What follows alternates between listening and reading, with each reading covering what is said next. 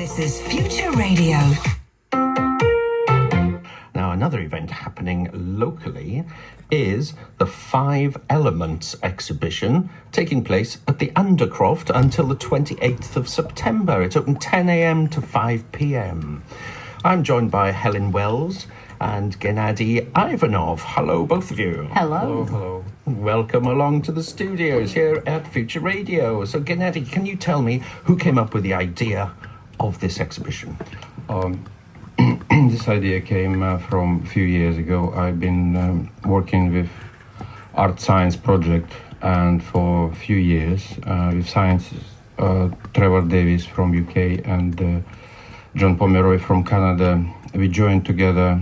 So I've been on a few expeditions across Canada and working a lot on the ice fields and lakes and glaciers, and been drawing, painting.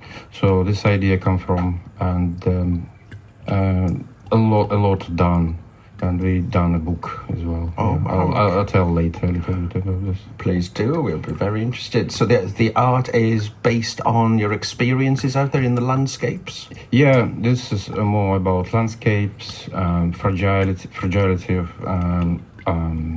nature, and disappearing very quick and fast, glaciers and planet generally. Okay, so the glaciers are a key element of this. And Helen, could you tell us what the aims of this exhibition would be?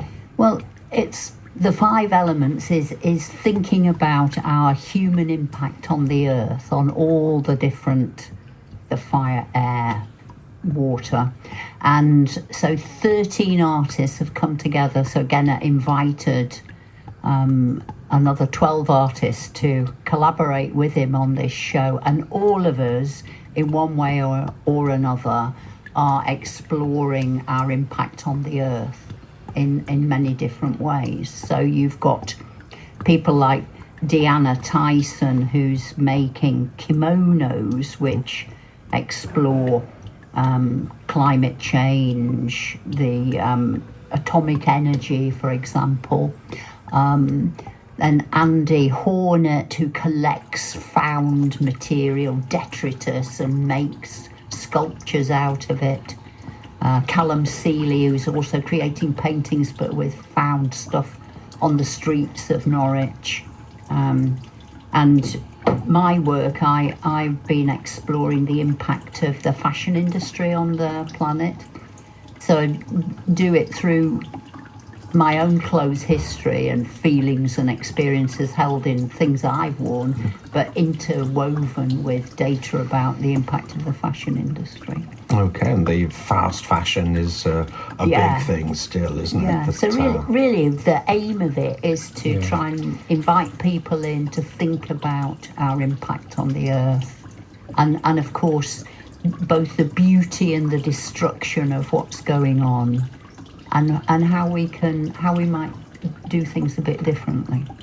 Excellent, that's very interesting. So, Gennady, can you tell us what types of work visitors to this can experience? We have several, we have lots of artwork painted by me, by myself, and a very large format. And we have a Sue Law, she was making sculptural stuff, and ceramics, and they're all ceramics, all got data about birds written into lots the of writings ceramics on it, and so that's so interesting. so this idea is about to show, to tell people more about the problems, and we have the natural dyers. Yes, natural dyers. Rita and Claire. Yeah, Rita and Claire, and they using it from Mousehold Heath, forests and woods. And Waterloo Park, they've got Waterloo Park, you know, the sort of herbal beds and the plants, and then they're harvesting the plants, creating the dyes, and then and then they've made fabric hangings. Fabrics, there. So it's come back to the roots. So our ancient roots, and it's most important is to make it more free. Quite literally, the roots of the plant to be used for dyes and things. That's right. To make it more based on free free materials and environment friendly. So yes, it's And then there's the collaboration, Richard Cleland and oh Joey. yeah, yes, Joey. Yes. So a bomb was made for a previous exhibition in St Stephen's Church, commemorating a dropping of a bomb in Norwich that was unexploded. Yeah. And that bomb has now been repainted by Joey and has become a Genesis bomb. So rather than a bomb of destruction, it's a bomb of creation. Interesting. So some people have a good fun. Some people quite disturbed, and I've seen a few people with tears come out from exhibition. And there's lots of talks about fragility of nature around the world. It's not just Norwich, Norfolk, because I have painted a lot of my beginning of this project 15 years ago started from coastal erosion. So I exhibited a lot of these paintings in Norwich, Norfolk, even in Canada, in United Nations, in Paris, and it's been a great project, hasn't it? With the it was a big scientists. project. Yeah, and this has certainly taken up a lot of your creative time. We published in March in Paris by UNESCO published a book, which is people can have a look, and somebody wants to buy or somebody wants to have it just online for free.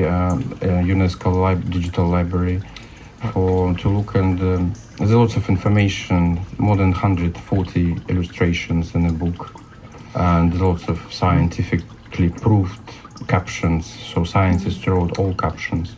It's so interesting. It's dedicated to the year of the glaciers. Right. And I think an important part of the project, and maybe this is common to all of us, so the scientists invited Genna to paint what was happening as a different work. So where some people aren't very good at taking in data, but an image can convey so much more. Yes. And I suppose all of us are finding visual ways to convey what's happening. So it's a kind of, you said that wonderful thing, didn't you, that art can't stop the glaciers melting, but maybe it can melt people's hearts to the situation.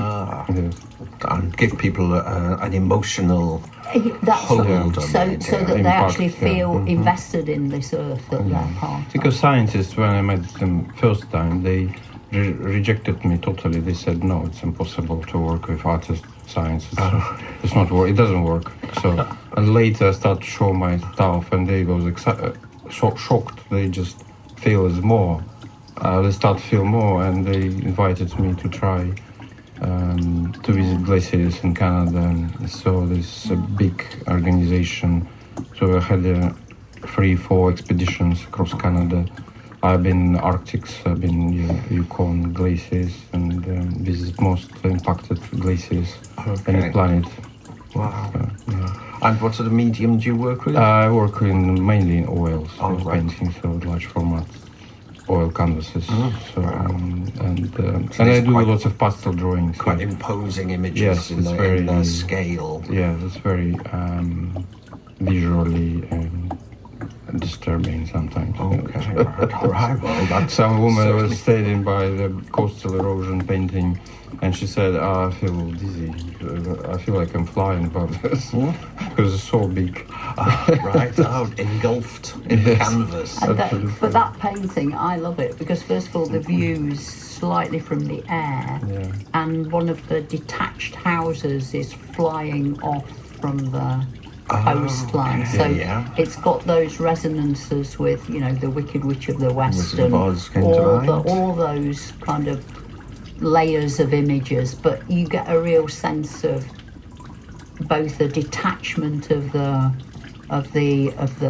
house, but also the detachment of people when they're looking at those scenes and not realising quite what it is that's happening. Indeed, and this is all happening a lot faster these days. Exactly, That's right. so fast. Yeah, very fast. Indeed. And your particular medium, Helen? I'm multimedia. Right. So I use a combination of hand-drawn animation, video, text and performance. So I create an installation with a video projection and then I perform with my work. So while the exhibition is on, I'm performing 3 times, and the final one will be on the final Saturday, that's the 27th, September. at 2 p.m. in the afternoon. So, and it's free and everybody's welcome. Yeah. And then following my performance at 3 o'clock, there'll be the kimonos. We'll do a kind of a kimono catwalk so you can see them in motion. Wow. Yeah. So it'll be a great kind of finale to the show. Excellent, like a parade. Indeed, Yeah, that's right. yeah. indeed. Diana Tyson, she's from Cambridge. She's Yeah. very well known, and she exhibited in New Beautiful York work. and South Africa. Yeah. Wow. Yeah, she's quite very well known, and her work is so emotional and impressive. Yeah. And so these are artists from across the counties of the East? Yeah, so Working from Cambridge, Ely, Yeah. and Sulo, she's from Ely. Yeah. and then several others are Callum from Norwich Durham. based. Yeah. Oh, he's come from. Yeah, Callum from Durham. He's a young artist. He just started. That's right, so to all do- ages, Yeah. cross generations. Yes, brilliant. cross generations. All sorts, all peoples, Indeed. all ages, Yeah, all it's- mediums by the sounds of it. Absolutely, So yeah. even It's the why- stuff that's dropped on the streets is It's why I getting did it, re-exhibited. Exactly. Exactly. Yeah. And this was your That's right. idea to Yeah. bring all this together. Good. From young generation to the future, so to make it together and to show impact, to worry. And invite conversations. Conversation. Yeah. And there are always people on site, so you can Yes. strike up a conversation about Yeah. the artworks or any yeah. of the Yeah. emotions that have Yes, been yeah. set off. No, that's right. There's always 2 or 3 of us there Yeah. at all times. Yes, So, and conversation's very welcome and passes the time. It's good when you're invigilating. Indeed, yes. So this is at the Undercroft, which is at the back of the market. Underneath the War Memorial. That's right. And absolutely free to attend. Yeah. Open 10 till 5 every day, or Sundays different hours? Tuesday till Saturday. Tuesday till Saturday. Yes. Thank you very much for clarifying that. Excellent. 10 till 5, absolutely free, and it's on until the 28th of September, with the 27th being the magnificent, colourful parade. Yes, fantastic. Are you going out into the market with these? Possibly, if it's No, no rain. possibly, if it's dry, if the sun shines. Fantastic. Well, it's been great having you both in the studio. Thank you very much, and I hope some of our listener turns up and expresses an interest in the work. And the book that's published by UNESCO is available. Yeah. Do you have copies on site? We or have copies on site and digital archive as and UNESCO digital library. Oh, fantastic. Excellent. Well, thank you both very much for joining us. Thank you. Thank you very And, much. all the best with the rest of the exhibition. Thank you. The sound of Norwich. This is Future Radio.